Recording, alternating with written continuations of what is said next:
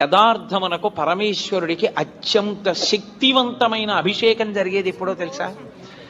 మనం మహాశివరాత్రి మాస శివరాత్రి చేస్తాం, మంచిదే.